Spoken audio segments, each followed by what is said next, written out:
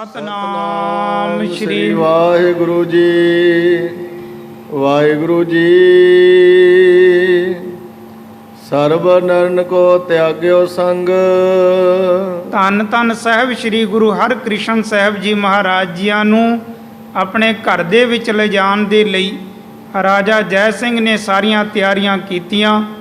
ਉਧਰ ਧੰਨ ਗੁਰੂ ਹਰਿਕ੍ਰਿਸ਼ਨ ਸਾਹਿਬ ਜੀ ਮਹਾਰਾਜ ਸਭ ਕੁਝ ਜਾਣੀ ਜਾਣ ਹਨ। ਬੇਵਜ੍ਹਾ ਸ਼ਕਤੀ ਦਿਖਾਉਣੀ ਚੰਗੀ ਨਹੀਂ ਸਮਝਦੇ, ਤਾਂ ਤੇ ਗੁਰੂ ਮਹਾਰਾਜ ਜੀਆਂ ਨੇ ਇਸ ਤਰ੍ਹਾਂ ਦੀ ਵਿਧੀ ਬਣਾਈ ਕਿ ਰਾਜਾ ਜੈ ਸਿੰਘ ਦੇ ਆਉਣ ਤੋਂ ਪਹਿਲੇ ਹੀ ਆਪਣੀਆਂ ਸਾਰੀਆਂ ਸਿੱਖ ਸੰਗਤਾਂ ਤੋਂ ਅਲੱਗਾ ਇਕਾਂਤ ਦੇ ਵਿੱਚ ਹੋ ਜਾਂਦੇ ਹਨ। ਪਏ ਇਕਾਕੀ ਗੁਰ ਇਕ ਰੰਗ। ਗੁਰੂ ਮਹਾਰਾਜ ਜੀ ਆਪਣੇ ਹੀ ਰੰਗਾਂ ਦੇ ਵਿੱਚ, ਆਪਣੇ ਹੀ ਆਨੰਦ ਦੇ ਵਿੱਚ ਸਭ ਸਿੱਖ ਸੰਗਤਾਂ ਨੂੰ ਦੂਰ ਹਟਾ ਕੇ ਇਕੱਲੇ ਇਕਾਂਤ ਹੋ ਜਾਂਦੇ ਹਨ। ਸੇਜਾ ਸੁੰਦਰ ਅੰਦਰ ਕਰਕੇ। ਇੱਕ ਮਕਾਨ ਦੇ ਵਿੱਚ, ਇੱਕ ਸੋਹਣੇ ਮਕਾਨ ਦੇ ਵਿੱਚ, ਸੋਹਣੇ ਕਮਰੇ ਦੇ ਵਿੱਚ ਸੋਹਣੀ ਸੇਜਾ ਗੁਰੂ ਮਹਾਰਾਜ ਜੀਆਂ ਦੇ ਲਈ ਡਾਈ ਹੋਈ ਸੀ, ਜਿਸ ਕਮਰੇ ਦੇ ਵਿੱਚ ਗੁਰੂ ਮਹਾਰਾਜ ਜੀ ਪਹੁੰਚਦੇ ਹਨ। ਮਿਰਦ ਡਸਵਾਏ ਪੌਂਡਵੋ ਕਰਕੇ। ਹਰ ਸੋਹਣੀ ਸੇਜਾ ਦੇ ਉੱਪਰ ਜਾ ਕੇ ਗੁਰੂ ਮਹਾਰਾਜ ਜੀ ਬਿਰਾਜਮਾਨ ਹੋਏ। ਸੂਖਮ ਬਿਸਦ ਵਸਤਰ ਤਨ ਲੈ ਕੇ। ਇੱਕ ਬੜਾ ਸੂਖਮ ਸੋਹਣਾ ਸਫੇਦ ਵਸਤਰ ਉਹ ਆਪਣੇ ਸਰੀਰ ਦੇ ਉੱਪਰ ਸਤਿਗੁਰਾਂ ਲੈ ਲਿਆ ਹੈ। ਸ੍ਰੀ ਸਤਿਗੁਰ ਥਿਰਤਾ ਨਿਜ ਕਹਿ ਕਹਿ। ਹੁਣ ਉਸ ਕਮਰੇ ਦੇ ਵਿੱਚ ਸਾਰੇ ਸਿੱਖ ਸੰਗਤਾਂ ਤੋਂ ਅਲੱਗਾ ਗੁਰੂ ਮਹਾਰਾਜ ਜੀ ਬੈਠੇ ਹਨ। ਗਤ ਲੋਕਨ ਕੀ ਕਰਤ ਵਿਚਾਰਨ। ਆਪਣੇ ਹੀ ਮਨ ਦੇ ਵਿੱਚ ਧੰਨ ਗੁਰੂ ਹਰਿਕ੍ਰਿਸ਼ਨ ਸਾਹਿਬ ਜੀ ਮਹਾਰਾਜ ਦੁਨੀਆ ਦੀ ਗਤੀ, ਦੁਨੀਆ ਦੀ ਹਾਲਤ ਵਿਚਾਰਦੇ ਹਨ। ਬਿਨ ਸੁਧ ਅੰਧੇ ਪਾਵੇ ਪਾਰ ਨਾ। ਸਤਿਗੁਰੂ ਵਿਚਾਰਦੇ ਹਨ ਕਿ ਜਿਹੜੇ ਗਿਆਨ ਤੋਂ ਹੀਣੇ ਹਨ ਨਾ, ਇਹਨਾਂ ਨੂੰ ਪਰਮਾਰਥ ਦੇ ਰਸਤੇ ਦਾ ਕੋਈ ਵੀ ਪਤਾ ਨਹੀਂ ਹੈ। ਇਹ ਭਵਜਲ ਨੂੰ ਕਿਸੇ ਵੀ ਤਰ੍ਹਾਂ ਪਾਰ ਨਹੀਂ ਕਰ ਸਕਣਗੇ। ਵਿਸ਼ੇ ਵਿਹਾਰਨ ਬਸੇ ਵਿਸਾਲਾ। ਜਿੰਨਾ ਚਿਰ ਵਿਸ਼ੇ ਵਿਕਾਰਾਂ ਦੇ ਵਿੱਚ ਫਸੇ ਹੋਏ ਹਨ ਨਾ, ਉਹਨਾਂ ਚਿਰ ਇਹਨਾਂ ਜੀਵਾਂ ਦਾ ਭਲਾ ਕਿਵੇਂ ਹੋ ਸਕੇਗਾ। ਜਾਏ ਨਰਕ ਪਕਰੇ ਜਮ ਜਾਲਾ। ਤਾਂ ਤੇ ਵਿਸ਼ੇ ਵਿਕਾਰਾਂ ਦੇ ਵਿੱਚ ਫਸੇ ਹੋਏ ਇਸ ਦੁਨੀਆ ਦੇ ਵਿੱਚ ਵੀ ਬੜੇ ਦੁਖੀ ਹੁੰਦੇ ਹਨ। ਸਾਰਾ ਜੀਵਨ ਬੜੇ ਦੁੱਖਾਂ ਦੇ ਨਾਲ ਬਤੀਤ ਕਰਦੇ ਹਨ। ਅੱਗੇ ਸਰੀਰ ਤਿਆਗਣ ਤੋਂ ਬਾਅਦ ਫਿਰ ਜਮਦੂਤਾਂ ਦੇ ਵੱਸ ਪੈ ਜਾਂਦੇ ਹਨ ਅਤੇ ਨਰਕਾਂ ਦੇ ਭਾਗੀ ਬਣਦੇ ਹਨ, ਜਿਹੜੇ ਕੇਵਲ ਤੇ ਕੇਵਲ ਵਿਸ਼ੇ ਵਿਕਾਰਾਂ ਦੇ ਵਿੱਚ ਫਸ ਕੇ ਇਸ ਦੁਨੀਆ ਦੇ ਵਿੱਚ ਹੀ ਚਿੱਤ ਲਾ ਕੇ ਰੱਬ ਦੇ ਰਾਹ ਤੋਂ ਭਟਕੇ ਹੋਏ ਹਨ। ਸਤਿਗੁਰਾਂ ਦਾ ਬਚਨ ਹੈ, ਸੁਪਨੇ ਸੇਤੀ ਚਿੱਤ ਮੂਰਖ ਲਾਇਆ, ਬਿਸਰੇ ਰਾਜ ਰਸ ਭੋਗ ਜਾਗਤ ਪਖਲਾਇਆ। ਆਰਜਾ ਗਈ ਬਿਹਾਏ ਧੰਦਾ ਧਾਇਆ, ਓਰਨ ਭਏ ਨਾ ਕਾਮ ਮੋਹਿਆ ਮਾਇਆ। ਦੁਨੀਆ ਦੀ ਮਾਇਆ ਨੇ ਮੋਹ ਲਿਆ ਤੇ ਇਨਸਾਨ ਦੁਨੀਆ ਦੇ ਕਾਰਜਾਂ ਦੇ ਵਿੱਚ, ਦੁਨੀਆ ਦੇ ਧੰਦਿਆਂ ਦੇ ਵਿੱਚ ਉਲਝ ਕੇ ਹੀ, ਦੁਨੀਆ ਦੀ ਮਾਇਆ ਦੇ ਵਿੱਚ ਉਲਝ ਕੇ ਹੀ ਰੱਬ ਦੇ ਰਾਹ ਤੋਂ ਸਾਰੀ ਜ਼ਿੰਦਗੀ ਭੁੱਲਿਆ ਰਿਹਾ। ਤਾਂ ਉਸ ਦੀ ਅੱਗੇ ਹਾਲਤ ਕੀ ਹੋਣੀ ਹੈ, ਜਾਣੇ ਬੁਰੀ ਹਾਲਤ ਹੋਣੀ ਹੈ। ਇਸ ਦੁਨੀਆ ਨੂੰ ਸੱਚੇ ਸਮਝ ਕੇ ਇਸ ਕੇ ਸਦਾ ਵਾਸਤੇ ਇੱਥੇ ਹੀ ਰਹਿਣਾ ਹੈ। ਇਸ ਨੂੰ ਸੱਚਾ ਜਾਣ ਕੇ ਇੱਥੇ ਹੀ ਚਿੱਤ ਲਾਇਆ ਤੇ ਸਤਿਗੁਰੂ ਤੇ ਉਹਨਾਂ ਨੂੰ ਮੂਰਖ ਦੱਸਦੇ ਹਨ। ਸੁਪਨੇ ਸੇਤੀ ਚਿੱਤ ਮੂਰਖ ਲਾਇਆ, ਬਿਸਰੇ ਰਾਜ ਰਸ ਭੋਗ ਜਾਗਤ ਪਖਲਾਇਆ। ਆਰਜਾ ਗਈ ਬਿਹਾਏ ਧੰਦਾ ਧਾਇਆ। ਦੁਨੀਆ ਦੇ ਧੰਦਿਆਂ ਦੇ ਵਿੱਚ ਹੀ ਸਾਰੀ ਉਮਰ ਬਤੀਤ ਕਰ ਦਿੱਤੀ। ਕਦੇ ਗੁਰੂ ਕੇ ਚਰਨਾਂ ਦੇ ਵਿੱਚ ਆ ਕੇ ਨਮਸਕਾਰ ਨਹੀਂ ਕੀਤੀ ਜਿਨ੍ਹਾਂ ਨੇ, ਕਦੇ ਸਤ ਸੰਗਤ ਦੇ ਵਿੱਚ ਬੈਠ ਕੇ ਗੁਰੂ ਮਹਾਰਾਜ ਜੀਆਂ ਦੇ ਪ੍ਰਤੀ ਜਸ ਨਹੀਂ ਸਰਵਣ ਕੀਤਾ। ਜਿਸ ਸਤਿਗੁਰਾਂ ਦੇ ਜਸ ਨੂੰ ਸੁਣ ਕੇ ਇਸ ਭਵਜਲ ਤੋਂ ਪਾਰ ਹੋਣਾ ਸੀ। ਜਿਸ ਕਾ ਜਾਸ ਸੁਨਤ ਭਵ ਤਰੀਐ, ਤਾਂ ਸਿਉ ਰੰਗ ਨਾ ਲਾਬਸਰੇ। ਥੋੜੀ ਬਾਤ ਅਲਪ ਸੁਪਨੇ ਕੀ, ਬਹੁਰ ਬਹੁਰ ਅਟਕਾ ਬਸਰੇ। ਸੰਸਾਰ ਸੁਪਨੇ ਦੀ ਥੋੜੀ ਜੀ ਗੱਲ ਹੈ, ਕਿਉਂਕਿ ਥੋੜਾ ਸਮਾਂ ਇਸ ਸੰਸਾਰ ਦੇ ਵਿੱਚ ਰਹਿਣਾ ਹੈ ਨਾ। ਜਿੰਨੀ ਉਮਰ ਬਤੀਤ ਹੋ ਗਈ, ਭਾਵੇਂ 10 20 50 ਸਾਲ, ਭਾਵੇਂ 60 70 ਸਾਲ, ਜੇ ਨਿਗਾਹ ਮਾਰ ਕੇ ਦੇਖੀਏ ਤੇ ਉਹ ਸੁਪਨੇ ਤੋਂ ਵੱਧ ਕੁਝ ਵੀ ਨਹੀਂ ਹੈ, ਸੁਪਨੇ ਤੋਂ ਜ਼ਿਆਦਾ ਕੁਝ ਵੀ ਨਹੀਂ ਹੈ।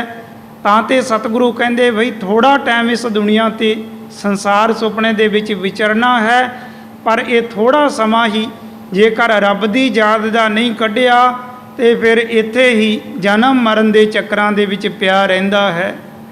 ਜਿਸ ਕਾ ਜਾਸ ਸੁਨਤ ਭਵ ਤਰੀਐ ਤਾਂ ਸਿਉ ਰੰਗ ਨਾ ਲਾਬਸਰੇ, ਥੋੜੀ ਬਾਤ ਅਲਪ ਸੁਪਨੇ ਕੀ ਬਹੁਰ ਬਹੁਰ ਅਟਕਾਵਸਰੇ। ਫਿਰ ਸਤਿਗੁਰੂ ਕਹਿੰਦੇ ਆਰਜਾ ਗਈ ਬਿਹਾਏ ਧੰਦਾ ਧਾਇਆ, ਕਿਆ ਬੇਚਾਰਾ ਜੰਤ ਜਾਂ ਆਪ ਬੁਲਾਇਆ, ਪੂਰਨ ਭਏ ਨਾ ਕਾਮ ਮੋਹਿਆ ਮਾਇਆ।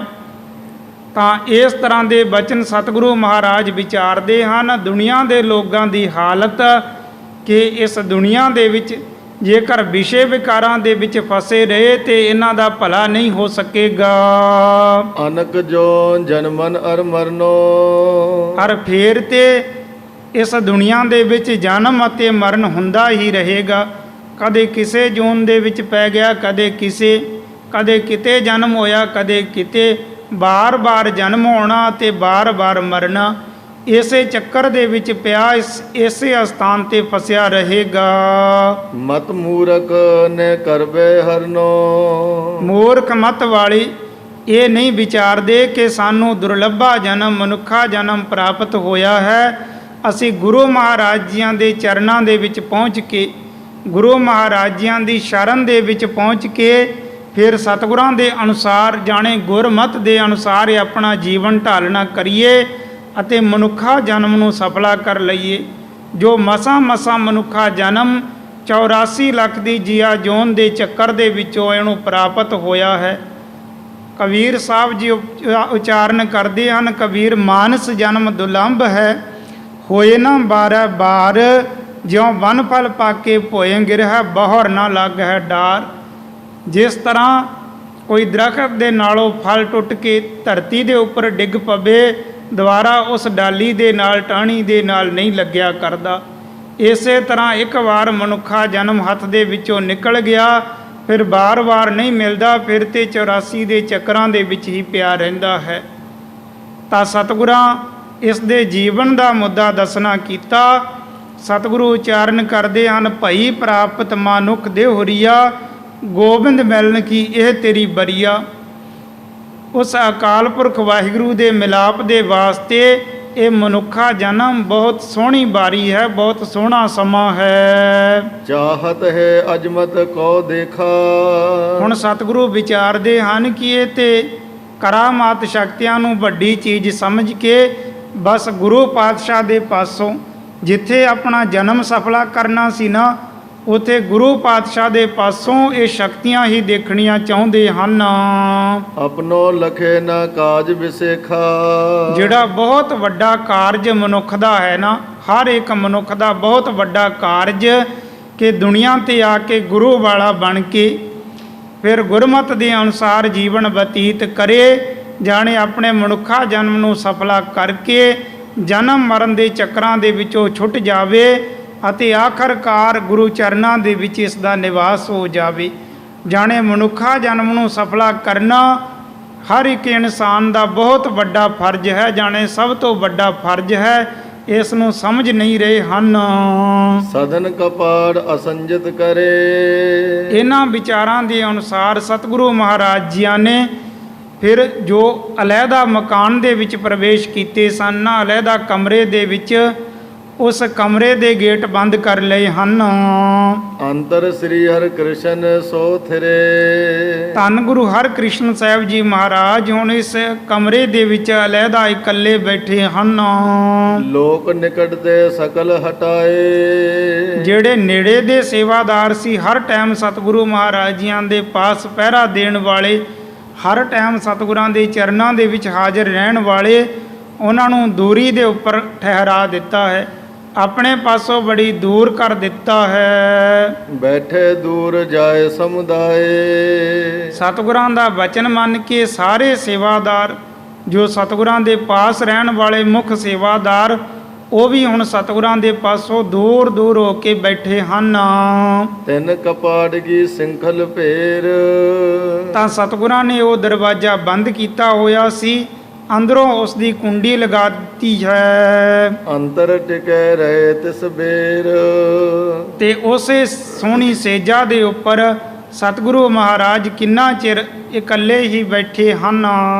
ਦੋਹਰਾ ਜੈਪੁਰ ਪਤ ਹਰਕਤ ਸੋਚਿਤ ਕਰ ਇਕੱਠੇ ਰਣਵਾਸ।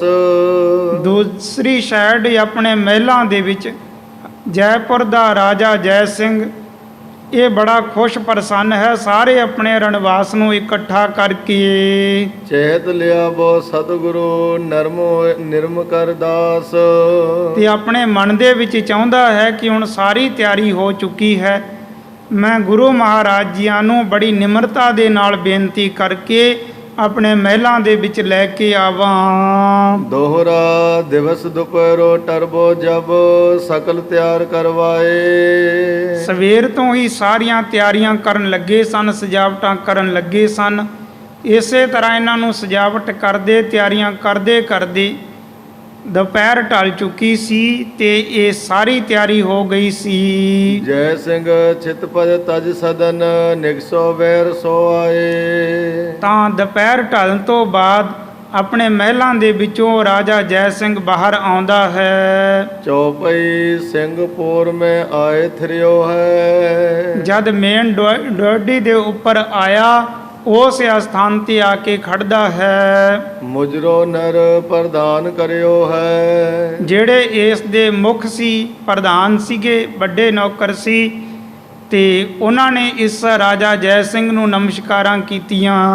ਤਿਸ ਥਲ ਪਰ ਸਕਲ ਹਟਾਏ। ਰਾਜਾ ਜੈ ਸਿੰਘ ਨੇ ਹੁਣ ਆਉਣ ਦੇ ਵਾਸਤੇ ਤਿਆਰੀ ਕੀਤੀ ਹੈ, ਪਰ ਇਹ ਆਪਣੇ ਨਾਲ ਦੇ ਸਾਰੇ ਸਾਥੀਆਂ ਨੂੰ ਜਾਂ ਡਿਊਟੀ ਵਾਲਿਆਂ ਨੂੰ, ਪਹਿਰੇਦਾਰਾਂ ਨੂੰ, ਉਹਨਾਂ ਨੂੰ ਥਾਂ ਥਾਂ ਤੇ ਹੀ ਟਿਕਾ ਦਿੱਤਾ ਹੈ। ਸਾਦਰ ਸੋ ਕਹਿ ਬੈਠਾਏ। ਬੜੇ ਸਤਿਕਾਰ ਦੇ ਨਾਲ ਸਾਰਿਆਂ ਨੂੰ ਆਪੋ ਆਪਣੀ ਜਗ੍ਹਾ ਤੇ ਬੈਠਾ ਦਿੱਤਾ ਕਿ ਤੁਸੀਂ ਇਸ ਸਥਾਨ ਤੇ ਹੀ ਰਹੋ, ਮੈਂ ਇਕੱਲਾ ਹੀ ਸਤਿਗੁਰਾਂ ਦੇ ਪਾਸ ਜਾਣਾ ਚਾਹੁੰਦਾ ਹਾਂ। ਏਕਾਕੀ ਆਗੇ ਚਲ ਆਇਓ। ਤਾਂ ਆਪਣੇ ਸਾਰੇ ਆਦਮੀਆਂ ਨੂੰ ਉੱਥੇ ਹੀ ਰੋਕ ਕੇ ਰਾਜਾ ਜੈ ਸਿੰਘ ਹੁਣ ਇਕੱਲਾ ਹੀ ਅੱਗੇ ਤੁਰ ਆਉਂਦਾ ਹੈ। ਜੇ ਸਤਿਗੁਰ ਕੋ ਸਿਵਰ ਕਰਾਇਓ। ਜਿਸ ਸਥਾਨ ਤੇ ਸਤਿਗੁਰਾਂ ਦਾ ਡੇਰਾ ਲਗਾਇਆ ਹੋਇਆ ਸੀ ਨਾ, ਉਸ ਪਾਸੇ ਨੂੰ ਰਾਜਾ ਜੈ ਸਿੰਘ ਚੱਲਦਾ ਹੈ। ਆਨ ਪਰ ਵਿਸਿਓ ਭੌਰ ਮੰਜਾਰੇ। ਜਦ ਮੇਨ ਗੇਟ ਦੇ ਉੱਪਰ ਰਾਜਾ ਪਹੁੰਚ ਜਾਂਦਾ ਹੈ, ਸਭ ਆਗੇ ਉੱਠ ਖਰੇ ਨਿਹਾਰੇ। ਤਾਂ ਦੇਖਦਾ ਹੈ ਕਿ ਸਾਰੇ ਉਸ ਸਥਾਨ ਤੇ ਬੜੀਆਂ ਸਿੱਖ ਸੰਗਤਾਂ ਦਾ ਔਰ ਹੋਰ ਦੁਨੀਆ ਦੇ ਲੋਕਾਂ ਦਾ ਬੜਾ ਇਕੱਠ ਹੈ। ਜੈਪੁਰ ਨਾਦ ਅਚਾਨਕ ਆਵਨ। ਔਰ ਸਾਰੇ ਦੇਖਦੇ ਹਨ ਕਿ ਜੈਪੁਰ ਦਾ ਰਾਜਾ ਜੈ ਸਿੰਘ ਇਹ ਅਚਾਨਕ ਹੀ ਅੱਜ ਇਸ ਤਰ੍ਹਾਂ ਕਿਵੇਂ ਆ ਰਿਹਾ ਹੈ। ਲੋਕ ਬਿਲੋਕਦ ਭੈ ਬਿਸਮਾਵਨ। ਸਾਰੇ ਲੋਕ ਦੇਖ ਕੇ ਬੜੇ ਹੈਰਾਨ ਹੁੰਦੇ ਹਨ ਕਿ ਰਾਜਾ ਜੈ ਸਿੰਘ ਅੱਗੇ ਜਦ ਕਿਤੇ ਵੀ ਜਾਂਦਾ ਹੈ ਤੇ ਇਸ ਦੇ ਨਾਲ ਬੜੇ ਫੌਜੀ ਸਿਪਾਹੀ, ਹੋਰ ਅਹਿਲਕਾਰ, ਬੜੇ ਇਸ ਦੇ ਵਜ਼ੀਰ ਆਦਿ ਬਹੁਤ ਸਾਰੇ ਲੋਕ ਹੁੰਦੇ ਹਨ, ਬੜਾ ਇਕੱਠ-ਵੱਠ ਹੁੰਦਾ ਹੈ। ਅੱਜ ਪਹਿਲਾ ਦਿਨ ਹੈ ਕਿ ਇਕੱਲਾ ਹੀ ਸ਼ਹਿਰ ਦੇ ਵਿੱਚ ਦੀ ਚੱਲ ਕੇ ਆਉਂਦਾ ਹੋਇਆ ਰਾਜਾ ਇਧਰ ਗੁਰੂ ਮਹਾਰਾਜ ਜੀਆਂ ਦੇ ਡੇਰੇ ਦੇ ਵੱਲ ਕਿਸ ਤਰ੍ਹਾਂ ਆ ਰਿਹਾ ਹੈ। ਜਿਸ ਕੇ ਸਾਥ ਨਾ ਮਾਨਵ ਭੀੜ। ਜਿਸ ਦੇ ਨਾਲ ਇਸ ਦੇ ਆਦਮੀਆਂ ਦੀ ਭੀੜ ਅੱਜ ਨਜ਼ਰ ਨਹੀਂ ਆਉਂਦੀ। ਸਭਾ ਪਰਵੇਸ਼ਨ ਕਹਿਨੇ ਚੀਰ। ਫਿਰ ਇਹ ਵੀ ਦੇਖਦੇ ਹਨ ਕਿ ਜਿਸ ਤਰ੍ਹਾਂ ਸਭਾ ਦੇ ਵਿੱਚ ਜਾਂਦਾ ਹੈ, ਬਾਦਸ਼ਾਹ ਦੀ ਕਚਹਿਰੀ ਦੇ ਵਿੱਚ ਜਾਂਦਾ ਹੈ, ਤਾਂ ਜਾਂ ਆਪਣੀ ਕਚਹਿਰੀ ਲਗਾ ਕੇ ਬੈਠਦਾ ਹੈ ਤੇ ਉਸ ਟਾਈਮ ਤੇ ਬੜੀਆਂ ਸੋਹਣੀਆਂ, ਬੜੀਆਂ ਮਹਿੰਗੀਆਂ ਪੋਸ਼ਾਕਾਂ ਪਹਿਨੀਆਂ ਹੁੰਦੀਆਂ ਹਨ ਤੇ ਅੱਜ ਤੇ ਸਾਦੇ ਹੀ ਕੱਪੜੇ ਪਾ ਕੇ ਰਾਜਾ ਜੈ ਸਿੰਘ ਇਕੱਲਾ ਹੀ ਆ ਰਿਹਾ ਹੈ। ਕਿਉਂ ਆਇਓ ਅਵ ਗੱਡੀ ਗਿਣਨ ਤੇ। ਆਪਣੇ ਮਨ ਦੇ ਵਿੱਚ ਸਾਰੇ ਵਿਚਾਰਦੇ ਹਨ, ਸੋਚਦੇ ਹਨ ਕਿ ਰਾਜੇ ਦਾ ਇਸ ਤਰ੍ਹਾਂ ਆਉਣ ਦਾ ਕੀ ਮਤਲਬ ਹੈ। ਕਿਦੋਂ ਸ਼ਾਹ ਇਹ ਪਠਿਓ ਤੁਰੰਤੇ। ਜਾਂ ਵਿਚਾਰਦੇ ਹਨ ਕਿ ਜਾਂ ਸ਼ਾਹ ਨੇ, ਬਾਦਸ਼ਾਹ ਨੇ ਤੁਰੰਤ ਹੀ ਛੇਤੀ ਦੇ ਨਾਲ ਰਾਜਾ ਜੈ ਸਿੰਘ ਨੂੰ ਸਤਿਗੁਰਾਂ ਦੇ ਪਾਸ ਭੇਜ ਦਿੱਤਾ ਹੋਵੇਗਾ ਕਿ ਕੋਈ ਕਾਰਜ ਐਸਾ ਨਾ ਪੈ ਗਿਆ ਹੋਵੇ ਕਿ ਬਾਦਸ਼ਾਹ ਨੇ ਛੇਤੀ ਦੇ ਨਾਲ ਕਿਹਾ ਹੋਏ ਕਿ ਜਿਸ ਤਰ੍ਹਾਂ ਵੀ ਹੈ ਉਸੇ ਤਰ੍ਹਾਂ ਛੇਤੀ ਦੇ ਨਾਲ ਸਤਿਗੁਰਾਂ ਦੇ ਪਾਸ ਜਾ।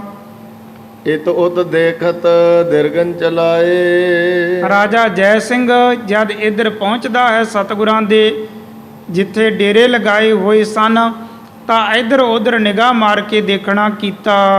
ਕਿਸ ਥਲ ਪਿਖੇ ਨਾ ਗੁਰ ਸੁਖ ਦਾਏ। ਤਾਂ ਕਿਸੇ ਵੀ ਪਾਸੇ ਸਤਿਗੁਰੂ ਮਹਾਰਾਜ ਜੀਆਂ ਦੇ ਦਰਸ਼ਨ ਨਹੀਂ ਹੋਏ।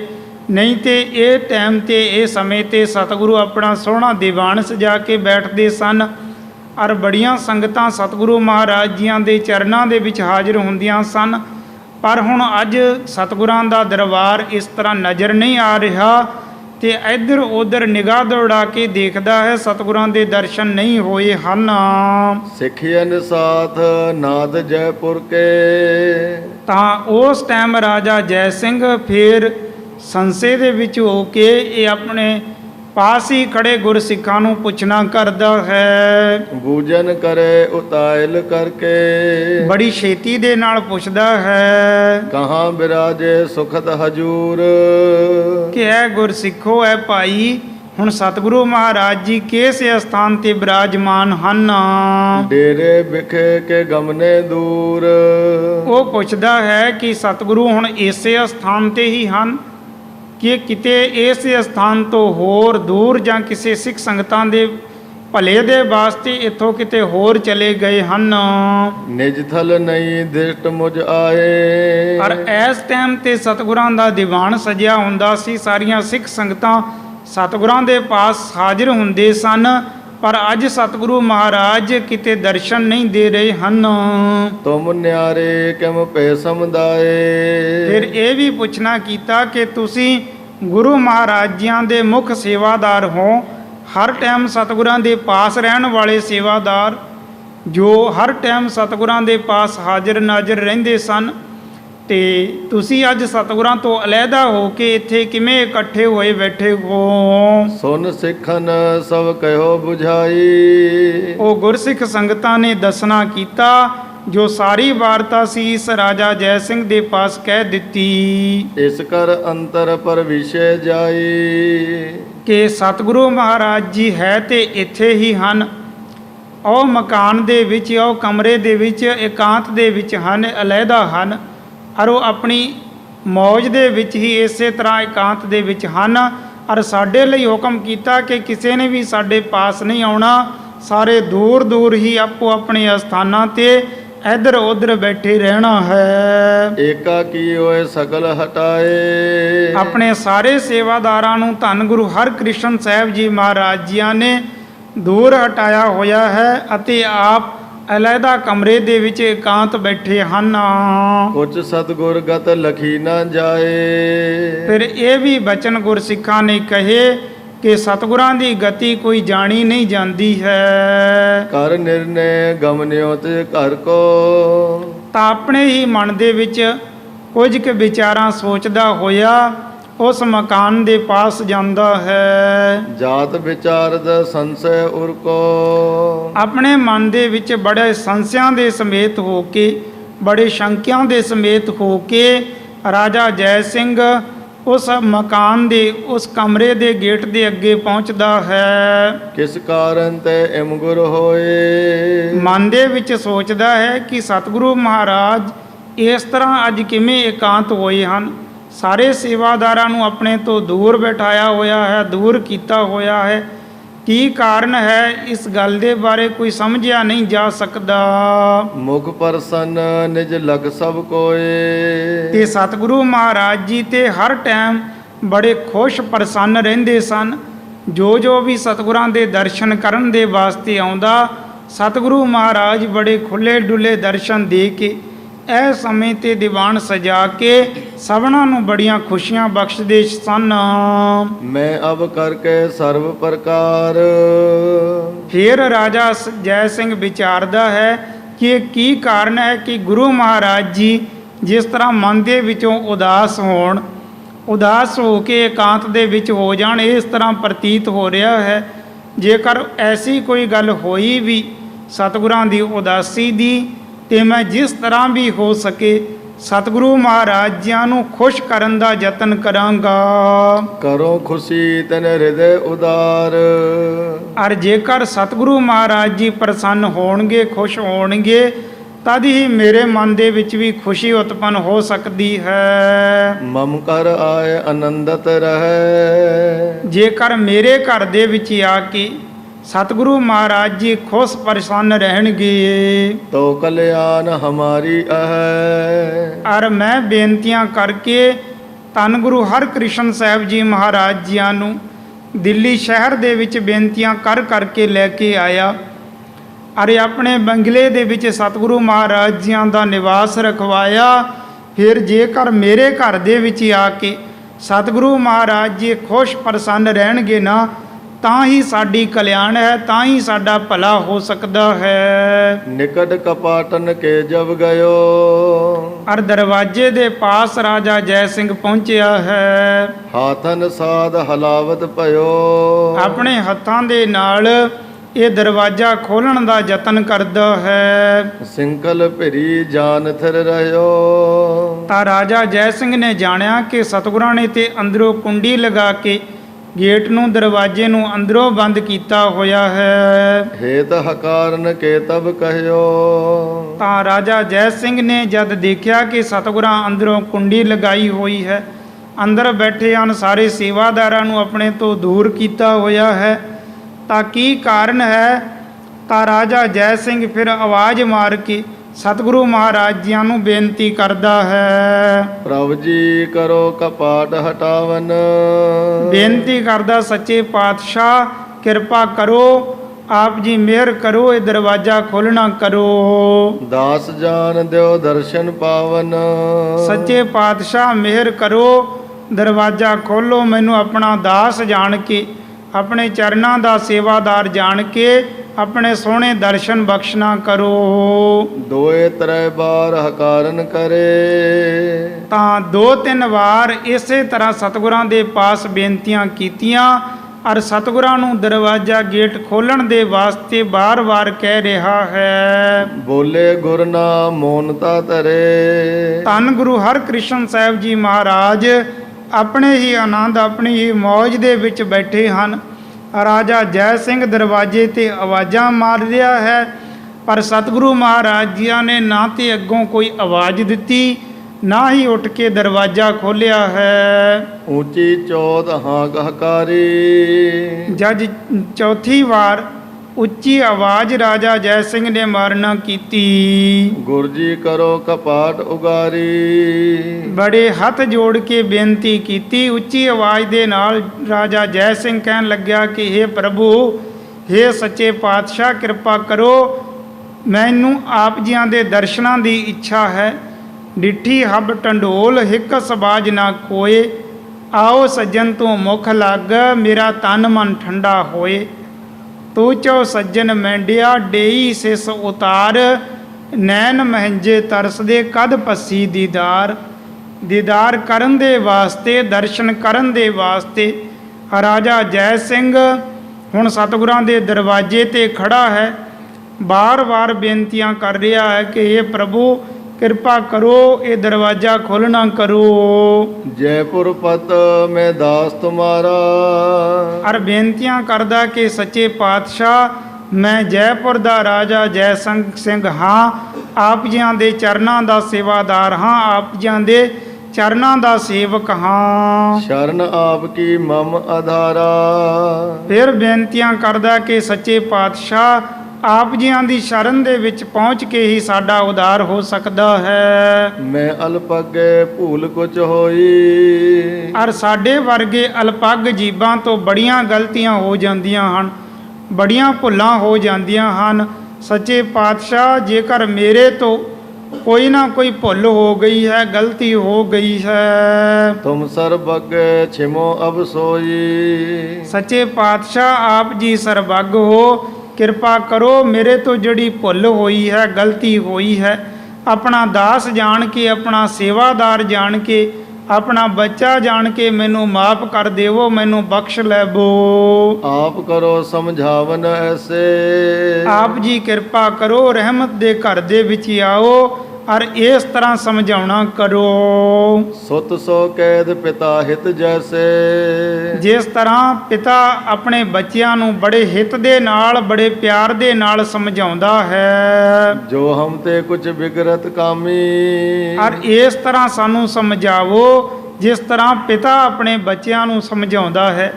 ਬੜੇ ਪਿਆਰ ਦੇ ਨਾਲ ਤੇ ਸੱਚੇ ਪਾਤਸ਼ਾਹ ਇਸ ਤਰ੍ਹਾਂ ਕਰਕੇ ਸਾਡੇ ਤੇ ਮਿਹਰ ਕਰੋ। ਦਾਸ ਜਾਣ ਕਰ ਰੋਕੋ ਸੁਆਮੀ, ਆਪਣਾ ਦਾਸ ਜਾਣ ਕੇ, ਆਪਣਾ ਸੇਵਾਦਾਰ ਜਾਣ ਕੇ ਜਿਹੜੀ ਸਾਡੇ ਤੋਂ ਭੁੱਲ ਹੋਈ ਹੈ ਨਾ ਉਹ ਬਖਸ਼ ਦੇਵੋ। ਇਤ ਆਦਕ ਜਬ ਪਾਖੀ ਬਿੰਤੀ, ਇਸ ਤਰ੍ਹਾਂ ਜਦ ਬੜੀ ਨਿਮਰਤਾ ਦੇ ਵਿੱਚ ਆ ਕੇ ਰਾਜਾ ਜੈ ਸਿੰਘ ਬੜਾ ਦੀਨ ਹੋ ਕੇ ਬਾਰ-ਬਾਰ ਧੰਨ ਗੁਰੂ ਹਰਕ੍ਰਿਸ਼ਨ ਸਾਹਿਬ ਜੀ ਮਹਾਰਾਜ ਜੀਆਂ ਦੇ ਚਰਨਾਂ ਦੇ ਵਿੱਚ ਬੇਨਤੀਆਂ ਕਰਦਾ ਹੈ। ਸੁਨ ਸਤਿਗੁਰ ਤਜ ਕਰ ਸਭ ਗਿਣਤੀ, ਧੰਨ ਗੁਰੂ ਹਰਕ੍ਰਿਸ਼ਨ ਸਾਹਿਬ ਜੀ ਮਹਾਰਾਜ ਸਾਰੀਆਂ ਬੇਨਤੀਆਂ ਸੁਣਦੇ ਹਨ ਤੇ ਇੰਨੀ ਨਿਮਰਤਾ, ਇੰਨੀ ਦੀਨਤਾਈ ਦੇਖ ਕੇ ਸਤਿਗੁਰੂ ਮਹਾਰਾਜ ਜੀ ਸਾਰੀਆਂ ਗਿਣਤੀਆਂ ਛੱਡ ਕੇ, ਭਾਵ ਸਾਰੀਆਂ ਵਿਚਾਰਾਂ ਛੱਡ ਕੇ ਖੜੇ ਹੁੰਦੇ ਹਨ। ਸਿੰਖਲ ਛੋਰ ਕਪਾਟ ਉਗਾਰੇ, ਜੋ ਦਰਵਾਜ਼ੇ ਦੀ ਕੁੰਡੀ ਅੰਦਰੋਂ ਬੰਦ ਕੀਤੀ ਹੋਈ ਸੀ, ਇਹ ਕੁੰਡੀ ਖੋਲ ਕੇ ਦਰਵਾਜ਼ਾ ਖੋਲ ਦਿੰਦੇ ਹਨ। ਪੁਨ ਬੈਠੇ ਤੇ ਥਲ ਦੁਤਵਾਰੇ, ਦਰਵਾਜ਼ਾ ਖੋਲ ਕੇ ਉਸੇ ਸੇਜਾ ਦੇ ਉੱਪਰ ਧੰਨ ਗੁਰੂ ਹਰਕ੍ਰਿਸ਼ਨ ਸਾਹਿਬ ਜੀ ਮਹਾਰਾਜ ਬੈਠ ਜਾਂਦੇ ਹਨ। ਜੈਪੁਰ ਪਤ ਪਰਵੇਸ਼ਦ ਤਵ ਪਇਓ, ਰਾਜਾ ਜੈ ਸਿੰਘ ਦਰਵਾਜ਼ਾ ਖੁੱਲਿਆ ਜਾਣ ਕੇ ਹੁਣ ਅੰਦਰ ਪ੍ਰਵੇਸ਼ ਕਰਦਾ ਹੈ। ਅੰਤਰ ਹੋਏ ਦਰਸ ਗੁਰ ਲਿਓ, ਅੰਦਰ ਧੰਨ ਗੁਰੂ ਹਰਕ੍ਰਿਸ਼ਨ ਸਾਹਿਬ ਜੀ ਮਹਾਰਾਜ ਜੀਆਂ ਦੇ ਸੋਹਣੇ ਦਰਸ਼ਨ ਕੀਤੇ। ਨੀਚੇ ਕਰੇ ਬਿਲੋਚਨ ਬੈਸੇ, ਪਰ ਸਤਿਗੁਰੂ ਮਹਾਰਾਜ ਜੀ ਉਹਨਾਂ ਹੀ ਵਿਚਾਰਾਂ ਦੇ ਵਿੱਚ ਆਪਣੇ ਨੇਤਰਾਂ ਨੂੰ ਨੀਵੇਂ ਕਰਕੇ ਬੈਠੇ ਹੋਏ ਹਨ ਕਿ ਅਸੀਂ ਦੁਨੀਆ ਦੇ ਭਲੇ ਦੇ ਵਾਸਤੇ ਸੋਚਦੇ ਹਾਂ, ਪਰ ਦੁਨੀਆ ਦੇ ਲੋਕ ਮਾਇਆ ਦੇ ਵਿੱਚ ਉਲਝੇ ਹੋਏ ਕੇਵਲ ਸ਼ਕਤੀਆਂ ਦੇਖਣ ਤਾਈਂ ਹੀ ਸੀਮਤ ਰਹਿ ਚੁੱਕੇ ਹਨ। ਇਹ ਆਪਣੇ ਮਨ ਦੇ ਵਿੱਚ ਬੜਾ ਪਿਆਰ ਰੱਖਦੇ ਸੀ, ਭਾਵਨਾ ਰੱਖਦੇ ਸੀ। ਰਾਜਾ ਜੈ ਸਿੰਘ ਦਾ ਪਿਆਰ ਦੇਖ ਕੇ ਅਸੀਂ ਦਿੱਲੀ ਸ਼ਹਿਰ ਦੇ ਵਿੱਚ ਚੱਲ ਕੇ ਆਏ। ਹੁਣ ਬਾਦਸ਼ਾਹ ਦੇ ਅਨੁਸਾਰ ਹੋ ਕੇ ਇਹ ਵੀ ਕਰਾਮਾਤ ਨੂੰ ਵੱਡੀ ਚੀਜ਼ ਸਮਝਣ ਲੱਗ ਪਿਆ ਹੈ। ਇਹ ਵੀ ਕਰਾਮਾਤ ਸ਼ਕਤੀ ਨੂੰ ਦੇਖਣਾ ਚਾਹੁੰਦਾ ਹੈ। ਕੇਵਲ ਇਸੇ ਤਰ੍ਹਾਂ ਕਰਾਮਾਤ ਸ਼ਕਤੀਆਂ ਦੀਆਂ ਪਰਖ ਕਰਨੀ ਇਹ ਚੰਗੀ ਗੱਲ ਨਹੀਂ ਹੈ। ਇਹਨਾਂ ਵਿਚਾਰਾਂ ਦੇ ਅਨੁਸਾਰ ਸਤਿਗੁਰੂ ਹੁਣ ਨੀਵੀਂ ਪਾ ਕੇ ਬੈਠੇ ਹਨ, ਨੇਤਰ ਨੀਵੇਂ ਕਰਕੇ ਬੈਠੇ ਹਨ ਕਿ ਇਹਨਾਂ ਦਾ ਕਿਵੇਂ ਭਲਾ ਕੀਤਾ ਜਾਵੇ। ਉੱਪਰ ਦ੍ਰਿਸ਼ਟ ਕੀਨ ਨਹਿ ਕੈਸੇ, ਸਤਿਗੁਰਾਂ ਨੇ ਆਪਣੇ ਨੇਤਰ ਉੱਪਰ ਕਰਕੇ ਕਿਸੇ ਵੀ ਤਰ੍ਹਾਂ ਇਸ ਰਾਜਾ ਜੈ ਸਿੰਘ ਵੱਲ ਦੇਖਿਆ ਨਹੀਂ ਹੈ। ਨਿਰਪ ਬੰਧਨ ਕਰ ਥਿਤ ਪਾਸ, ਰਾਜਾ ਜੈ ਸਿੰਘ ਹੱਥ ਜੋੜ ਕੇ ਸਤਿਗੁਰਾਂ ਦੇ ਚਰਨਾਂ ਤੇ ਨਮਸਕਾਰ ਕਰਦਾ ਹੈ, ਮੱਥਾ ਟੇਕਦਾ ਹੈ। ਫਿਰ ਸਤਿਗੁਰਾਂ ਦੇ ਚਰਨਾਂ ਦੇ ਵਿੱਚ ਪਲੰਗੇ ਦੇ ਪਾਸ ਹੀ ਥੱਲੇ ਬੈਠ ਜਾਂਦਾ ਹੈ। ਜੋਰਤ ਹਾਥ ਭਨਤ ਅਰਦਾਸ, ਹੱਥ ਜੋੜ ਕੇ ਧੰਨ ਗੁਰੂ ਹਰਕ੍ਰਿਸ਼ਨ ਸਾਹਿਬ ਜੀ ਮਹਾਰਾਜ ਜੀਆਂ ਦੇ ਪਾਸ ਬੇਨਤੀ ਕਰਦਾ ਹੈ। ਤਰੇ ਡਸਾਵਨ ਕੁਛ ਨ ਕਰਿਓ, ਰਾਜਾ ਜੈ ਸਿੰਘ ਹੁਣ ਜਿੱਥੇ ਬੈਠਾ ਸੀ ਨਾ ਥੱਲੇ, ਉਸੇ ਸਥਾਨ ਤੇ ਕੁਝ ਵੀ ਵਿਛਾਇਆ ਹੋਇਆ ਨਹੀਂ ਹੈ। ਕੇਵਲ ਇਸੇ ਤਰ੍ਹਾਂ ਹੀ ਪੁੰਜੇ ਹੀ ਫਰਸ਼ ਦੇ ਉੱਪਰ ਹੀ ਬੈਠਾ ਹੈ। ਹੱਥ ਜੋੜ ਕੇ ਪਿਆਰ ਦੇ ਨਾਲ ਬੇਨਤੀਆਂ ਕਰਦਾ ਹੈ। ਬੈਠ ਦੀਨ ਹੋਏ ਬਚਨ ਉਚਰਿਓ, ਬੜੀ ਦੀਨਤਾ ਦੇ ਨਾਲ, ਨਿਮਰਤਾ ਦੇ ਨਾਲ ਬੇਨਤੀ ਕੀਤੀ। ਸ੍ਰੀ ਸਤਿਗੁਰ ਕਿਮ ਚਿੰਤ ਮਝਾਰੇ, ਕਿ ਸੱਚੇ ਪਾਤਸ਼ਾਹ ਮੈਨੂੰ ਅੱਜ ਇਸ ਤਰ੍ਹਾਂ ਪ੍ਰਤੀਤ ਹੋ ਰਿਹਾ ਹੈ ਕਿ ਜਿਵੇਂ ਦੁਨੀਆ ਦੇ ਲੋਕ ਕਿਸੇ ਨਾ ਕਿਸੇ ਚਿੰਤਾ ਦੇ ਵਿੱਚ ਫਸੇ ਹੋਏ ਬੜੇ ਚਿੰਤਾਤੁਰ ਹੋ ਜਾਂਦੇ ਹਨ, ਬੜੇ ਫਿਕਰ ਦੇ ਸਹਿਤ ਹੁੰਦੇ ਹਨ। ਸੱਚੇ ਪਾਤਸ਼ਾਹ ਇਹ ਕੀ ਵਿਚਾਰ, ਅੱਜ ਦੁਨੀਆ ਦੀਆਂ ਸੋਚਾਂ ਨੂੰ ਕੱਟਣ ਵਾਲੇ, ਦੁਨੀਆ ਦੀਆਂ ਚਿੰਤਾਵਾਂ ਨੂੰ ਦੂਰ ਕਰਨ ਵਾਲੇ ਅੱਜ ਆਪ ਖੁਦ ਕਿਵੇਂ ਚਿੰਤਾ ਦੇ ਵਿੱਚ ਪਏ ਹੋਏ ਹਨ। ਕੋ ਕਾਰਨ ਪਾ ਕਰੋ ਉਚਾਰੇ, ਸੱਚੇ ਪਾਤਸ਼ਾਹ ਕੀ ਕਾਰਨ ਹੈ, ਇਹ ਆਪ ਜੀ ਕਿਰਪਾ ਕਰਕੇ ਦੱਸਣਾ ਕਰੋ। ਆਪ ਜੀਆਂ ਦੇ ਚਰਨਾਂ 'ਚੋਂ ਲੋਕ ਪਰਲੋਕ ਦੇ ਸਾਰੇ ਸੁੱਖ ਸਿੱਖ ਸੰਗਤਾਂ ਨੂੰ ਪ੍ਰਾਪਤ ਹੁੰਦੇ ਹਨ। ਲੋਕ ਪਰਲੋਕ ਦੇ ਵਿੱਚ ਆਪ ਜੀਆਂ ਦੇ ਚਰਨਾਂ ਦੇ ਨਾਲ ਜੁੜ ਕੇ ਹੀ ਸਾਡਾ ਭਲਾ ਹੋਣਾ ਹੈ।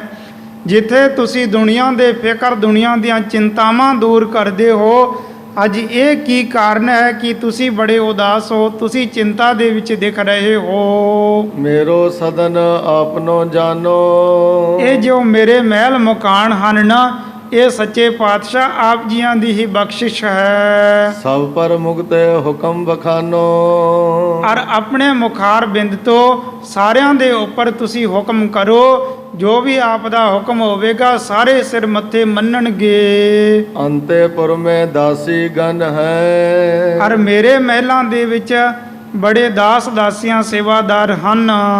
ਕਰੇ ਸਰਵ ਸੇਵਾ ਚੈ ਮਨ ਹੈ। ਔਰ ਮੇਰੀ ਇੱਕ ਇਹ ਬੇਨਤੀ ਹੈ ਕਿ ਸੱਚੇ ਪਾਤਸ਼ਾਹ ਅਸੀਂ ਆਪਣੇ ਘਰ ਦੇ ਵਿੱਚ ਸਾਰੀ ਤਿਆਰੀ ਕੀਤੀ ਹੋਈ ਹੈ। ਆਪ ਜੀਆਂ ਦੇ ਘਰੇ ਚਰਨ ਪਵਾ ਕੇ ਆਪਣੇ ਮਹਿਲਾਂ ਦੇ ਵਿੱਚ ਲਿਜਾ ਕੇ ਅਸੀਂ ਸਾਰੇ ਹੀ ਬੜੀ ਭਾਵਨਾ ਦੇ ਨਾਲ ਬੜੇ ਚਾਅ ਦੇ ਨਾਲ ਆਪ ਜੀਆਂ ਦੀ ਸੇਵਾ ਕਰਨੀ ਚਾਹੁੰਦੇ ਹਾਂ। ਸੈਨਾ ਕੋਸ਼ ਦੇ ਸਮੁਦਾਏ, ਔਰ ਜਿੰਨੀ ਵੀ ਇਹ ਮੇਰੀ ਸੈਨਾ ਹੈ, ਜਿੱਡਾ ਵੀ ਦੇਸ਼ ਹੈ, ਸਾਰੇ ਦੇ ਸਾਰੇ ਸਕਲ ਆਪ ਕੇ ਲਖੋਂ ਸਦਾਏ। ਸਾਰੇ ਦੇ ਸਾਰੇ ਆਪ ਜੀਆਂ ਦੀ ਹੀ ਬਖਸ਼ਿਸ਼ ਹੈ, ਇਹ ਤੁਹਾਡੇ ਆਪਣੇ ਹੀ ਹਨ। ਸਭ ਸਮਾਜ ਜੁਤ ਮੈਂ ਹੋਂ ਦਾਸ, ਸਾਰੇ ਰਾਜ ਭਾਗ ਦੇ ਸਮੇਤ ਸੱਚੇ ਪਾਤਸ਼ਾਹ ਮੈਂ ਆਪ ਜੀਆਂ ਦੇ ਚਰਨਾਂ ਦਾ ਦਾਸ ਹਾਂ। ਚੋਹੋਂ ਕਹੀ ਜੇ ਸੋ ਮਮ ਪਾਸ, ਜੋ ਵੀ ਆਪ ਜੀਆਂ ਦੇ ਮਨ ਦੀ ਵਿਚਾਰ ਹੈ ਕਿਰਪਾ ਕਰਕੇ ਮੇਰੇ ਪਾਸ ਦੱਸਣਾ ਕਰੋ। ਕੋ ਕੁਕਾਜ ਦਿਵ ਤਨਕ ਜਨਾਏ, ਔਰ ਕਿਹੜਾ ਕਾਰਨ ਹੈ ਕਿ ਜਿਸ ਕਾਰਨ ਦੇ ਕਰਕੇ ਤੁਸੀਂ ਉਦਾਸ ਹੋਏ, ਤੁਹਾਡਾ ਮਨ ਉਦਾਸ ਹੋਇਆ, ਚਿੰਤਾ ਦੇ ਵਿੱਚ ਹੈ, ਕਿਰਪਾ ਕਰਕੇ ਥੋੜੀ ਜੀ ਵਿਚਾਰ ਦੱਸਣਾ ਕਰੋ। ਭਾਵੇਂ ਮੈਂ ਤੇ ਇੱਕ ਅਲਪੱਗ ਜੀਵ ਹਾਂ, ਪਰ ਫਿਰ ਵੀ ਮੈਂ ਤਨੋਂ ਮਨੋਂ ਇਹ ਯਤਨ ਕਰਾਂਗਾ ਕਿ ਸੱਚੇ ਪਾਤਸ਼ਾਹ ਉਹ ਉਦਾਸੀ ਦਾ ਕਾਰਨ ਦੂਰ ਹੋ ਜਾਵੇ। ਸਭ ਤਜ ਤਿਜ ਕੇ ਕਰੋ ਉਪਾਏ, ਸਭ ਕੁਝ ਛੱਡ ਛਡਾ ਕੇ ਬਸ ਇਸੇ ਗੱਲ ਦੇ ਵਾਸਤੇ ਆਪ ਜੀਆਂ ਦਾ ਹੁਕਮ ਹੋਣ ਦੀ ਦੇਰ ਹੈ, ਆਪ ਜੀਆਂ ਦਾ ਹੁਕਮ ਮੰਨਣ ਦੇ ਵਾਸਤੇ ਔਰ ਆਪ ਜੀਆਂ ਦਾ ਬਚਨ ਪੂਰਾ ਕਰਨ ਦੇ ਵਾਸਤੇ ਹੀ ਯਤਨ ਕਰਾਂਗਾ। ਸ਼ਾਓ ਸੰਗ ਰਾਖਿਓ ਰਸ ਰੰਗ, ਤੇ ਬਾਦਸ਼ਾਹ ਦੇ ਨਾਲ ਵੀ ਕਹਿਣ ਲੱਗਿਆ ਕਿ ਮੇਰਾ ਬੜਾ ਮੇਲ ਮਿਲਾਪ ਹੈ, ਮੇਰਾ ਬੜਾ ਰੰਗ ਬਣਿਆ ਹੋਇਆ ਹੈ। ਪੁੱਤ ਕੀ ਚਿੰਤਨਾ ਕਰੋ ਨਿਸੰਗ, ਉਧਰਲੇ ਪਾਸੇ ਦੀ ਚਿੰਤਾ ਤੁਸੀਂ ਕੋਈ ਵੀ ਮਨ ਦੇ ਵਿੱਚ ਨਾ ਕਰਿਓ।